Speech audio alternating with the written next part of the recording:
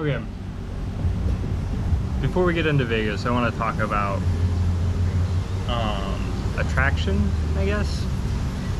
So, some of you probably know that I've been working towards mountaineering and climbing and improving my outdoorsmanship for the past several years.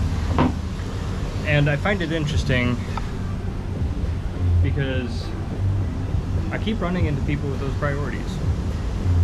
And I don't want to get off on too much of a tangent here, but yesterday, waiting for the Jakarta flight, I met a man from Bali who lives in California part of the year, but he knows the Mazamas from Oregon. He's actually taken the Mazamas to Indonesia to do mountaineering there, and he's also aware of the jazz festivals here. On the other element, on the flight to Jakarta, I was seated next to a woman who, one of her best friends was the previous, overall, the executive manager of the Java Jazz Festival. So it's just interesting to me how we end up meeting people that are sympathetic to our vibration or sympathetic to our path. I think those are good signs and just positive affirmations. But anyways, I wanted to talk to you about Vegas. I've never even really been to a casino before, so it was mind-boggling in a lot of different ways. But I think there's a couple of points that I want to make. I want to talk about the gig. The gig went really well. The gig was, we played to 3,100 people outdoors. The weather was fantastic. It was 85 to 80 degrees during the performance at 10 p.m. next to zero wind, which apparently is kind of unheard of. It was really, really pleasant weather. The people, the facility, the facilitators of everything, the faculty was phenomenal. Just top notch. The sound was super easy. The equipment was great. All the help was just so, they made it so easy for us, which is just really valuable.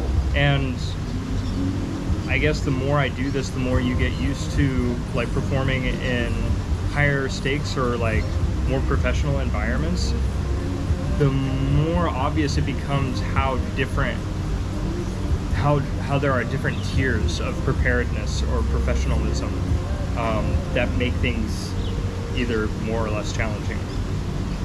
Then the public. I mean, here again, it was a very coherent crowd that was there to have a good time and seemed to be just full of joy. They there were two folks that came with handmade signs. One of them was "We love you, Jarrod Lawson," and the other one was "Be the Change," which is the name of the album. So I mean, that kind of spiritedness is just, it goes a long way. Jarrod was saying that he saw people singing along with the tunes, and so at that point, people know the songs. We've never even played there, and people know the songs enough to sing along, which is just awesome. That's a fantastic feeling. Yeah, really cool experience. So the gig was just top notch. I hope we get to do it again. Jazz in the Park. So, okay, so kind of going, one of the interesting things is our liaison. She was a historical major in college.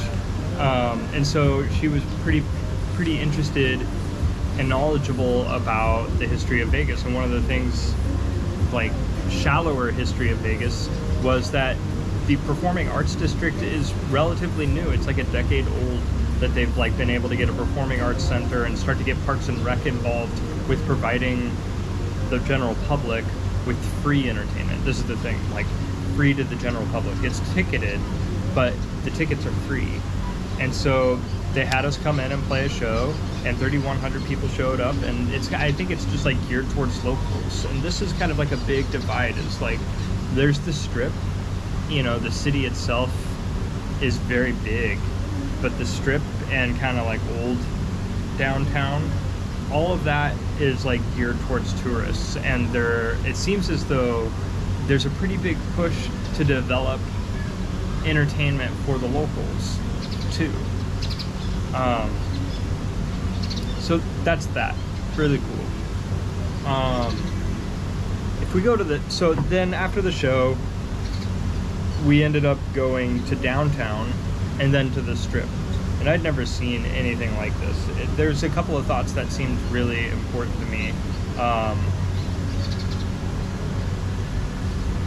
We went into the Circa, which was the hotel that we got dropped off at, and like maybe like a mega casino, you know, where it's just like so big that like there were thousands of opportunities to gamble. That's what it felt like. A screen that was like this bigger than most people's homes, you know, with all of these different sports and stats on it so that you could gamble on sports, and then just like tables, and then these pods of the digital gambling, the digital slot machines. And it was just like, it was pretty stimulating, you know, to see like gals dancing on tables when they didn't have anybody to deal for, you know. And so the bar was just forever long. They're dealing beers that are like a quart, 32 ounces of beer, you know. It's just like, it was insane to see something like that. I've never witnessed anything like that. And then we get on to Fremont, which I was so disoriented that I didn't take the best footage of it, but I'm gonna use some footage. It's like, I don't know, I'd guess maybe 6 blocks. And over this 6 blocks is like a semi-cylindrical screen that is, I don't know, it's not LEDs, but it kind of felt like it. And it's just got all these moving graphics or music videos, or like, you know, all these different themes of stuff that were happening above you in this indoor-outdoor augmented reality. And then there's like a stage. There's actually 2 stages that I think were kind of like A-Bing. And the sound, like we got to this stage and there was this gal DJing, and it was like 115 decibels, like rock concert loud, like don't stay there for longer than an hour because you might like do some minor hearing damage. And we started walking away from it, and like after a block I came to and realized that it wasn't getting any quieter as we were moving away from the band. And I looked up, and there's like full-on like club style arrays of speakers, like every 100 feet, 150, 200 feet, something like that, maybe 200 feet. And they're just like pumping, they've got it set up so that you're listening to that band like 6 blocks away, like you're right in front of the stage. It was the most like stimulating place I've ever been in my life. And to be real, like I've had a fair amount of experience with psychedelics, and I was pretty much sober at that point. I hadn't even had a beer yet, and like I was high on the other side of that. There was so much external stimulation that I was just baffled by what was happening. We got lizards here on the other side of me. Hello, friend.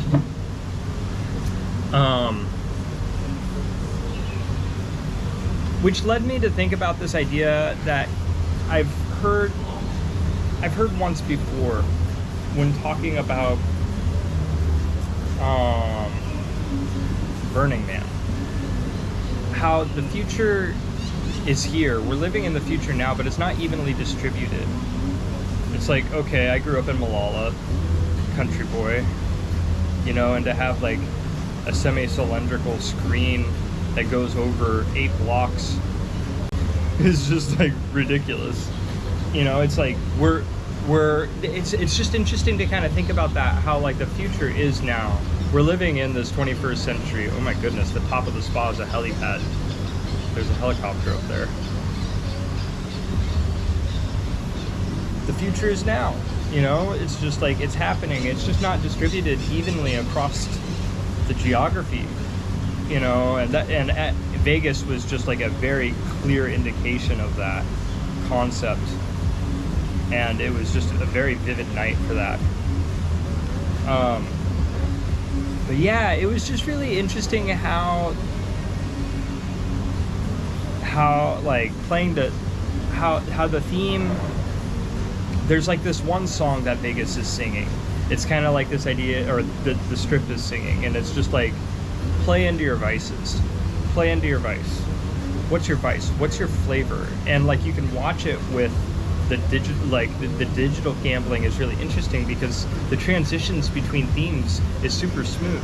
You know, it's like 1 minute it's like you're seeing a Buddha, you know, and then it's like Chinese dragons, and then it's like Dune, science fiction, and then it's like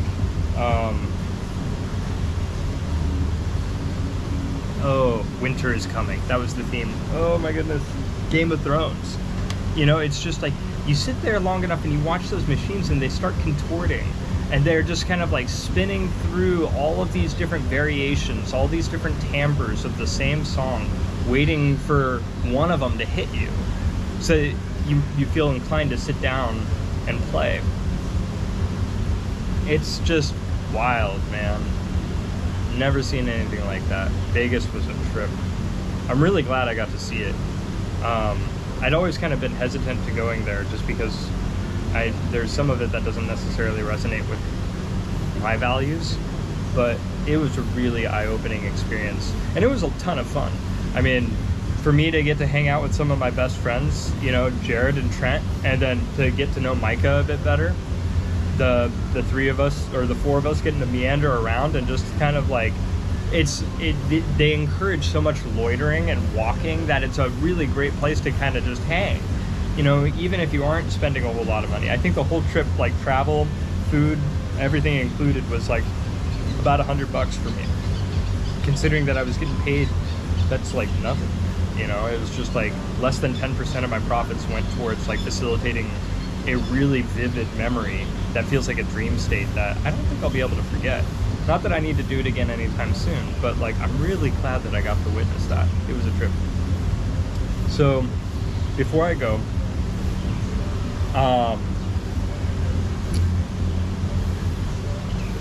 the Clark County Parks and Rec recorded the live stream for it, and I've uploaded it to YouTube.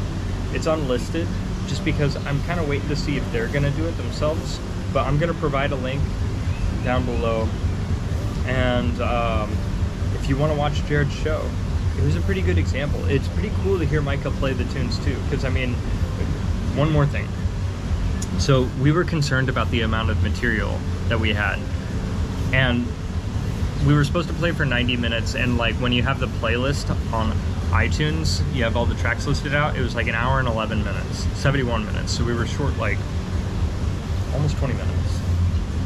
So Jarrod and I kind of talked about it beforehand. We built a set list and we talked about how we were just going to stretch tunes, and like we ended up playing 2 hours. It's just interesting because Jarrod's getting more comfortable with interfacing with the audience, and that audience in particular was very welcoming. So like that helps the experience of like being more vulnerable on stage, you know. But then like stretching tunes out, like elongating solos, maybe not just jumping into the head of the tune right at the beginning, you know. We had plenty of material. Like we played 2 hours instead of 90, so that's like, just stay hip to that, you know. Look for places in your music where you can let it breathe, and you might have way more material than you think. You might be surprised. Okay, I think that's everything. For me today, like swimming, maybe going to the gym, the spa, and chilling. That's what's up, y'all. Take care. See you soon.